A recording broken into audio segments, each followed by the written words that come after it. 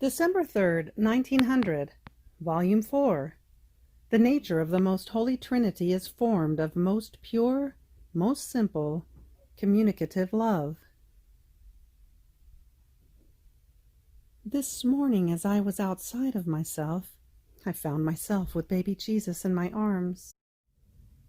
And while I delighted in looking at him, I don't know how, from the same baby a second came out, and after a few instants, a third baby, both of them similar to the first, though distinct among themselves. Stupefied in looking at this, I said, "Oh, how one can touch with hand the sacrosanct mystery of the most holy Trinity, that while you are one, you are also three." It seemed to me that all three of them spoke to me, but as the word came out, it became one single voice. Our nature is formed of most pure, most simple, communicative love, and the nature of true love has this of its own. It produces from itself images fully similar to itself in power, in goodness, in beauty, and in everything it contains. And only to give more sublime prominence to our omnipotence, it places the mark of distinction, in such a way that, melting in love, this nature of ours, which is simple, with no matter at all which might prevent our union, forms three persons, and returning to melt, it forms one. It is so true that the nature of true love has this prerogative of producing images fully similar to itself, or of assuming the image of the beloved, that the second person, in redeeming mankind, assumed the nature and the image of man, and communicated the divinity to man.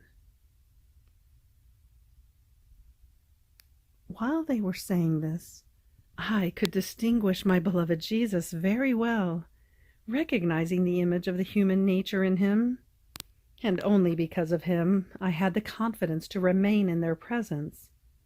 Otherwise, who would have dared? Ah, yes, it seemed to me that the humanity assumed by Jesus had opened commerce for the creature, so as to let her ascend up to the throne of the divinity, to be admitted to converse with them, and to obtain deeds of graces. Oh, what happy moments I enjoyed! How many things I understood! But in order to describe something, I would have to describe it when my soul is with my dear Jesus, as she seems to be set free from the body. But as I find myself imprisoned again, the darkness of the imprisonment, the distance of my mystical son, the pain of not seeing him, render me incapable of describing it, and make me live dying. Yet I am forced to live, fastened, imprisoned in this miserable body. Ah, Lord, have compassion for a miserable sinner who lives infirm and imprisoned. Break soon the wall of this prison, that I may fly to you and come back no more.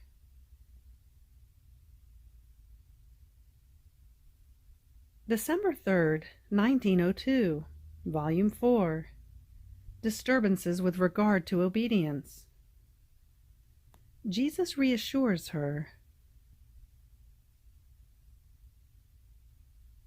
This morning, as I was in my usual state, and my fears continued, when blessed Jesus came, I said to him, "Life of my life, how come you do not let me obey the order of the superiors?"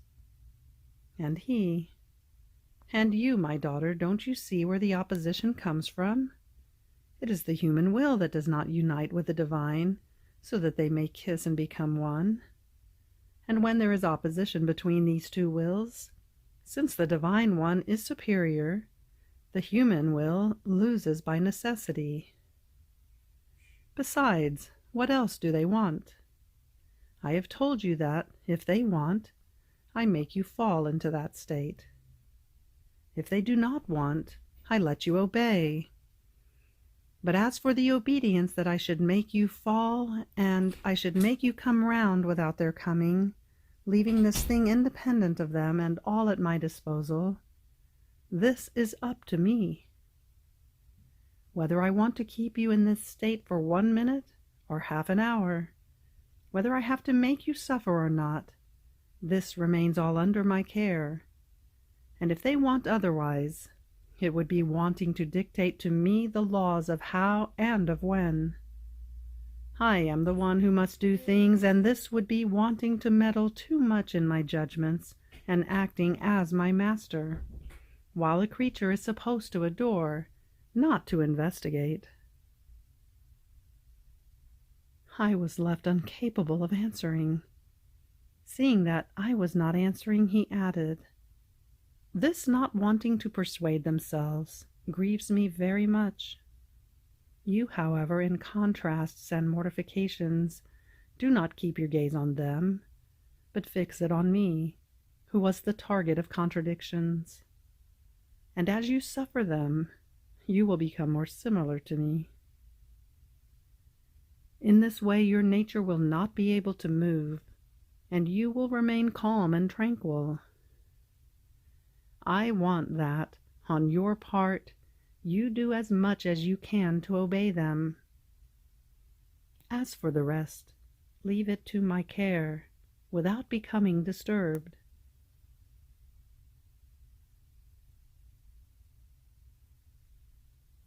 December 3rd, 1903, Volume 6. With the Divine Will, we are everything.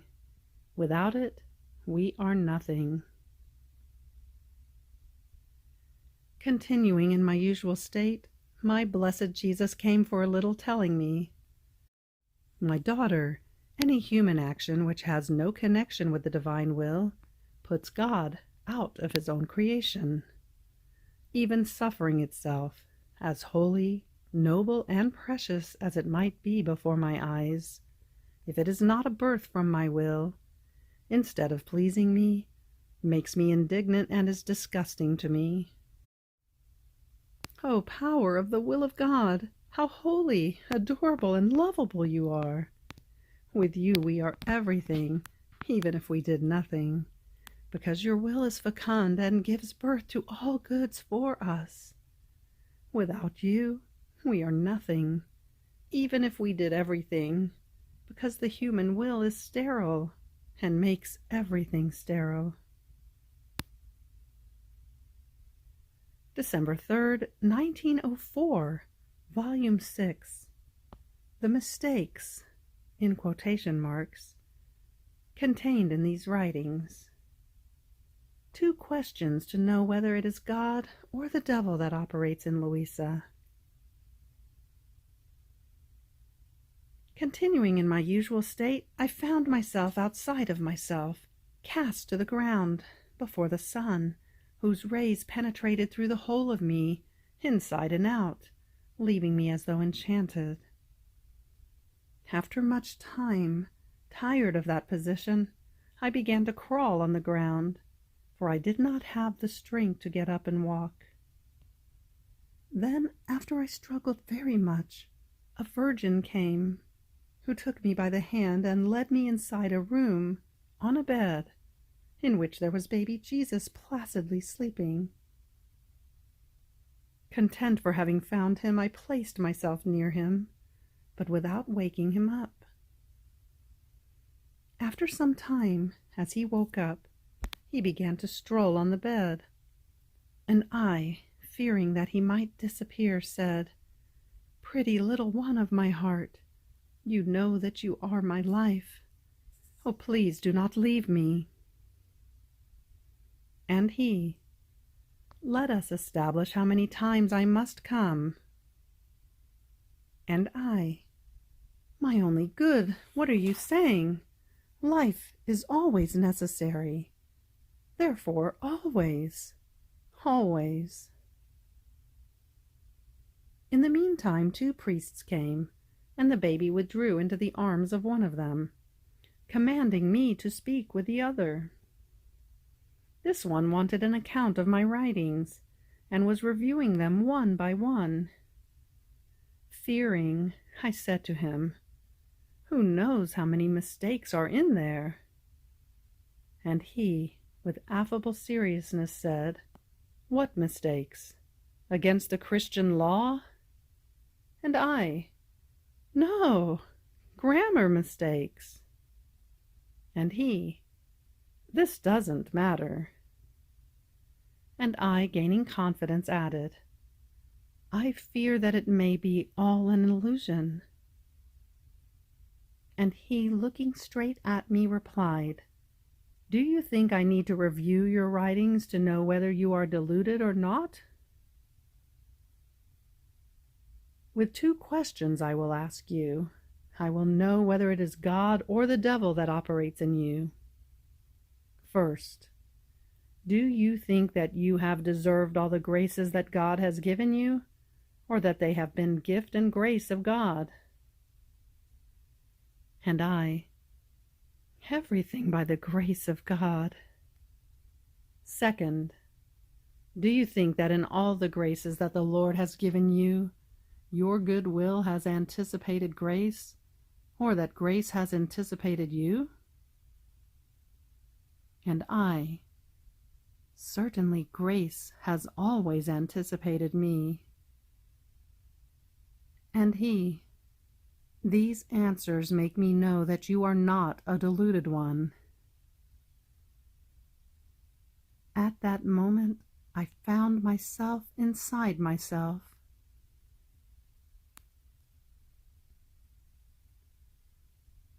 December 3rd, 1906, Volume 7, The Sweetness and the Peace of the Soul. Since blessed Jesus was not coming, I felt such bitterness. Not only this, but a sort of hitch within my interior, such as to make me almost restless. Oh God, what pain!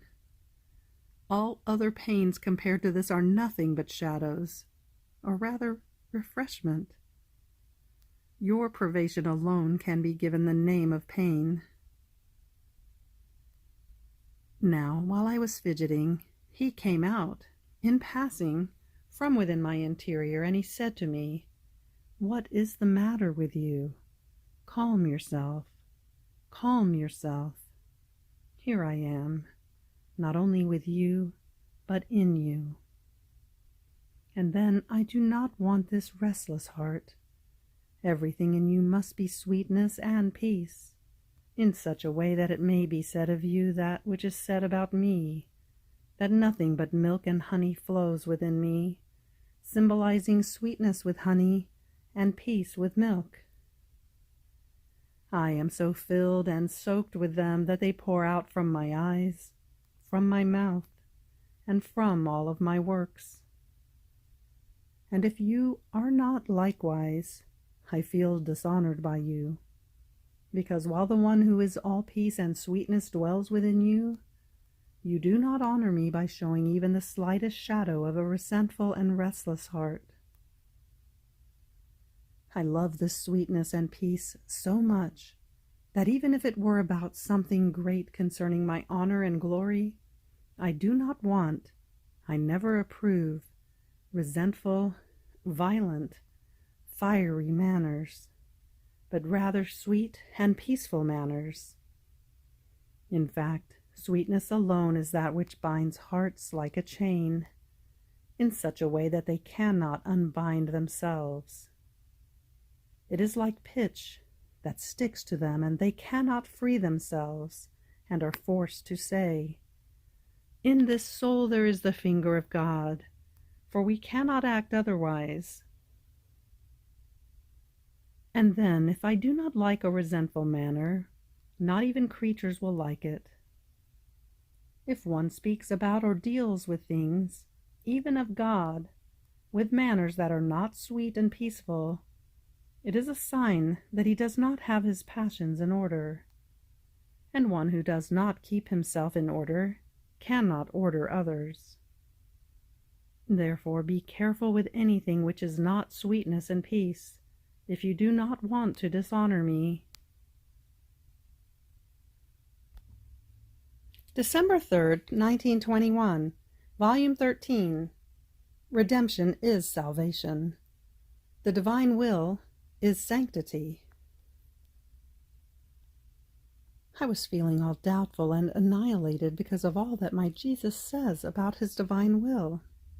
And I thought to myself, how is it possible that he let so many centuries go by without making known these prodigies of the divine will, and that he did not choose, among so many saints, one who would give start to this sanctity, fully divine?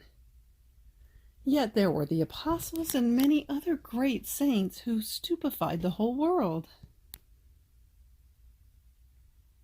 Now, as I was thinking of this, not giving me time and interrupting my thought, he came and told me, "The little daughter of my will does not want to convince herself. Why do you still doubt?" "Because I see myself bad, and the more you speak, the more annihilated I feel." And Jesus, "This is what I want, your annihilation. And the more I speak to you about my will, since my word is creative, it creates my will in yours, and yours remains annihilated and dissolved before the power of mine. This is the reason for your annihilation.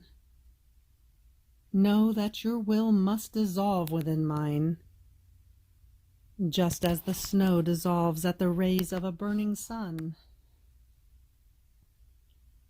Now you must know that the greater is the work I want to do, the more preparations are needed. How many prophecies, how many preparations, how many centuries did not precede my redemption? How many symbols and figures did not anticipate the conception of my celestial Mamma? Then, after I accomplished redemption, I had to strengthen man in the goods of redemption, and for this I chose the apostles as the strengtheners of the fruits of redemption, as they were to look for the lost man and lead him to safety by means of the sacraments. Therefore, redemption is salvation. It is to save man from any precipice. This is why I told you another time that making the soul live in my will is greater than redemption itself. Because being saved, living a life in the middle, now falling and now standing up, is not so difficult. And this was impetrated by my redemption, because I wanted to save man at any cost. And this I entrusted to my apostles as the depositories of the fruits of redemption. So, having to do the least first, I left the most for later, reserving other times for the fulfillment of my high designs. Now, living in my will is not only salvation, but is sanctity which must rise over all other sanctities, and which must carry the seal of the sanctity of the Creator. Therefore minor sanctities were to come first, as cortege, bearers, messengers, and preparations for this sanctity which is fully divine. And just as in redemption I chose my incomparable Mamma as the link of connection with me, from which the fruits of redemption had to descend, I chose you as the link of connection, from which the sanctity of living in my will was to have its beginning. A sanctity which, coming out from my will to bring me the complete glory of the purpose for which man was created, would make man come back along the same steps of my will, in order to return to his Creator. What is your wondering, then? These things are established from eternity, and no one will be able to move them. Since this thing is great, establishing my kingdom in the soul also on earth. I acted like a king who has to take possession of a kingdom. He does not go there first. Rather, first, he has his royal palace prepared. Then he sends his soldiers to prepare the kingdom and to dispose the peoples to his subjection. Then follow the guards of honor and the ministers. And the last one is the king. This is decorous for a king. So I did. I had my royal palace prepared, which is the church. The soldiers have been the saints, in order to make me known to the peoples. Then came the saints who sowed miracles, as my most intimate ministers. And now I myself come to reign as the king. Therefore I had to choose a soul in whom to establish my first dwelling, and in whom to found this kingdom of my will. So let me reign, and give me full freedom. December 3rd, 1926, Volume 20, How the Divine Will Eclipses the Humanity of Jesus within the Soul. How the human will puts distance between God and the soul. How we are rays of light that came out from God. How the imprisonment of Jesus is symbol of the prison of the human will.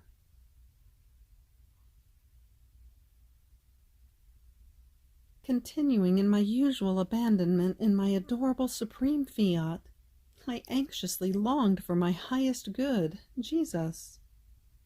In that endless light of the eternal volition, whose boundaries cannot be seen, either where they begin or where they end, I was all eyes to see if I could catch sight of him whom I so much longed for. And Jesus, to calm my restlessness, came out from within my interior, and on seeing him I said to him, "My love, how you make me struggle and sigh for your return. You are really waiting for the moment when I can take no more. How clearly it shows that you no longer love me as before. Yet you told me that you would love me more and more, and that you would never be without me. And now you leave me, maybe even for one entire day, prey to pain and under the press of your privation, abandoned and all alone." And Jesus, interrupting my speaking, said to me, "My daughter, courage, do not lose heart. I do not leave you. And this is so true that it is always from within your interior that I come out to spend time with you. And if you do not always see me, I do this to give you the field, in order to follow that single act of my will that contains all acts together. Do you not see that the light of my supreme volition flows from within your heart, from your mouth, from your eyes, from your hands, from your feet, from all your being? And as it eclipses me within you, you do not always see me, because being endless, which my very humanity is not, it has the strength to eclipse me. And I enjoy this eclipse of my supreme volition, and from within you I see your flight, your acts in the divine Fiat. If I made myself seen always, in order to spend time with me and to enjoy my sweet and lovable presence, you would occupy yourself with my humanity. You would pour out your love with me, and I with you. And you would not have the heart to leave me in order to follow the flight of my will in the creation and in the very acts that my humanity did in redemption. Therefore, in order to make you fulfill the mission entrusted to you, to render you more free, I remain within you, as though hidden, to follow your very acts in the eternal Fiat. Do you not remember that this was said to my very apostles, that it was necessary for them to detach themselves from my humanity, that they loved very much and could not be without it? This is so true that as long as I lived on earth, they did not depart from me in order to go throughout the world to preach the gospel and making my coming upon earth known. But after my departure for heaven, invested by the divine Spirit, they received this strength to leave their region in order to make known the goods of redemption, and to lay down even their lives for love of me. So my humanity would have been a hindrance to the mission of my apostles. I am not saying that happens to you, because between you and me there isn't this hindrance. In fact, a hindrance occurs when two beings are separable. But when two beings have identified themselves with each other so much that one lives within the other, the hindrance ends, because wherever one goes, the other is as well. So since they are together, no efforts are needed in order to go wherever one wants, because the beloved is within her, to follow her everywhere. I am only saying that often the eclipse occurs because of the strong light of my will that, dominating you and my very humanity in you, eclipses us and makes us follow its acts. This does not mean that I no longer love you as before, and that I can be without you. Not at all.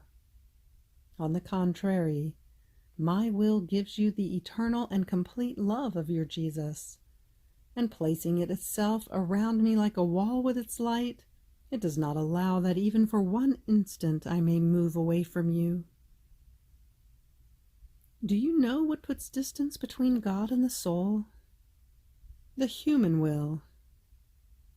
Each act of it is one step of distance between the Creator and the creature. The more the human will operates, the more man moves away from He who created him. He loses sight of Him. He decays from His origin. He breaks every bond with the celestial family. Suppose that a sun's ray could detach itself from the center of its sphere. As it moves away from the sun, it feels itself dispersing light. And if it moves so far away as to completely lose sight of the sun, this ray disperses all of its light and turns into darkness. This ray, converted into darkness, feels a motion, a life within itself, but it is no longer capable of giving light, because it possesses none. Therefore its motion, its life, is only capable of spreading thick darkness. Such are the creatures, rays of light that came out from the sphere of the Son of the Divinity. As they move away from my will, they empty themselves of light, because it was given to my will to preserve the light in these rays. And so they turn into darkness. Oh, if all knew what it means not to do my will. Oh, how attentive they would be not to let the poison of the human will, destroyer of every good, enter into them. After this I was following my passionate Jesus in his sorrowful prison, bound to a column. In the barbarous way in which they had bound him, he could not stand firm, leaning against the column, but dangled with his legs bent and bound to it. And so he oscillated now to the right, now to the left. And I, clinging to his knees to make him stand firm, reordered his hair all disheveled, that even covered his adorable face, on which not even the spittle with which they had so dirtied him was missing. Oh, how I would have wanted to untie him, to free him from that position, so painful and humiliating. And my prisoner Jesus, all afflicted, said to me, "My daughter, do you know why I allowed myself to be put in prison during the course of my passion? To free man from the prison of the human will. Look at how horrible is my prison.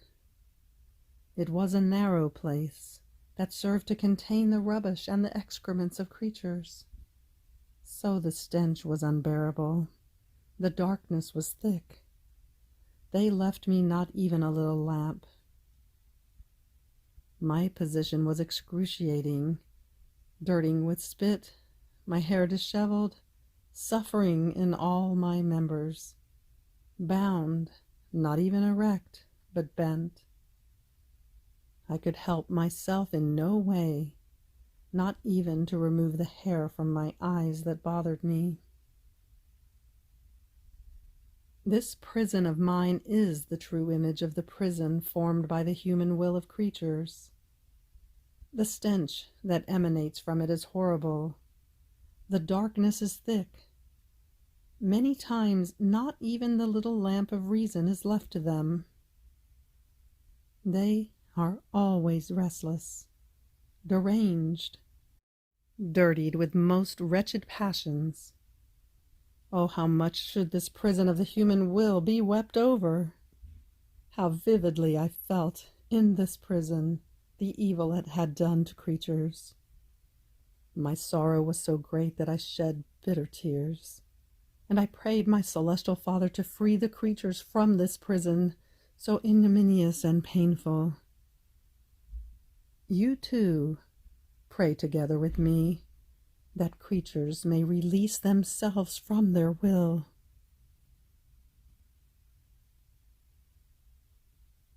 December 3rd, 1929, Volume 27. Difference between the sanctity founded in the virtues and the one founded in the divine will. My little mind was wandering in the supreme Fiat, and I was thinking to myself, what can be the difference that passes between one who has founded his sanctity in the virtues and one who has founded it only in the divine will? And my sweet Jesus, moving in my interior, sighing, told me, "My daughter, if you knew what great difference exists. Listen, and you yourself know this. The flowery earth is beautiful. The variety of the plants, of the flowers, of the fruits, of the trees, the diversity of colors, of sweetnesses, of flavors, everything is beautiful. But would you be able to find one plant, one flower, be it even one the most precious, that is not surrounded by earth, as the earth keeps each root as though on its lap, attached to its breast to nourish it? It can be said that it is impossible for man to have a plant if he does not entrust it to its mother earth. Such is the sanctity founded in the virtues. The human earth has to place something of its own. How many human satisfactions in the holiest works, in the virtues that they practice. The earth of esteem, of human glory, always runs and forms its little receptacle in such a way that the virtues appear as many beautiful fragrant flowers, of such vivid color as to arouse marvel, but around them, underneath them, there is always a little something of human earth. So the sanctity founded in the virtues can be called flowery earth, and according to the virtues that they practice, some form the flower, some the plant, some the tree, and they need water to water them, and the sun to fecundate them, and communicate to them the different effects needed for each one of them, that is, my grace. Otherwise they would run the risk of dying at birth. On the other hand, the sanctity founded in my divine will is sun. It is up high. The earth has nothing to do with it, nor does the water need to nourish its light. It draws its nourishment directly from God, and in its continuous motion of light, it produces and nourishes all the virtues in a divine manner. Human satisfactions, even holy, vainglory, self-esteem, have lost the way, nor do they have any reason to exist, because they feel vividly the divine will that does everything in them, and they feel gratitude because this divine sun, lowering itself, dwells in them, and nourishing them with its light, makes them undergo its transformation to form one single light with this divine fiat. Furthermore, its light has the virtue of sweetly eclipsing the human will, because it is forbidden even for one atom of earth to enter into my divine volition. They are two opposite natures, light and earth, darkness and light. It can be said that they shun each other, nor can the light tolerate even just one atom of earth, and therefore it eclipses it. It serves as its sentry, as defense, so that all may become divine will in the creature. And just as the sun gives everything to the earth, but receives nothing, and is the primary cause of its beautiful flowerings, in the same way, those who found their life, their sanctity in my will, together with it, are the nourishers of the sanctity founded in the virtues. After this I was doing my round in the divine fiat, to find all the acts of creatures, past, present, and future, so as to ask in the name of all for the kingdom of the divine will. But while I was doing this, my sweet Jesus added, "My daughter, anything good that has been done from the very beginning of the world outside of my divine will are little lights, has the effects of my divine fiat. In fact, even though they have not operated inside of it, as creatures would dispose themselves to do good, its rays would fix themselves upon them, and at its reflections, the tiny little flame would form in their souls, because since my will is eternal and immense light, it can produce but light. These little flames, as the effects of it, remain around the sun of my divine will as honor and glory of its effects, and as the fruits of the good operating of the creatures.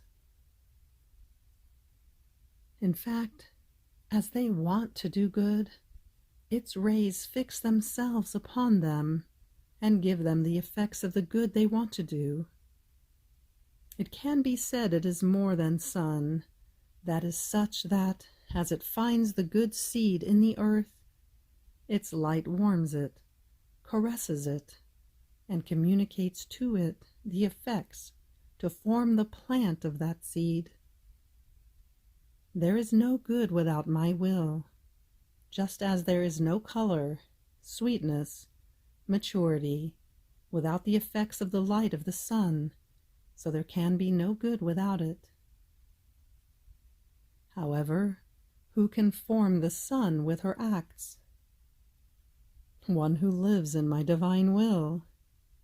My will not only fixes its rays upon her, but descends in her with the whole of its sun, and with its creative and vivifying virtue, it forms another sun in the act of the creature. Do you see then the great difference that exists? Just like between plants and sun, and between sun and little flames. End of December 3rd. Fiat.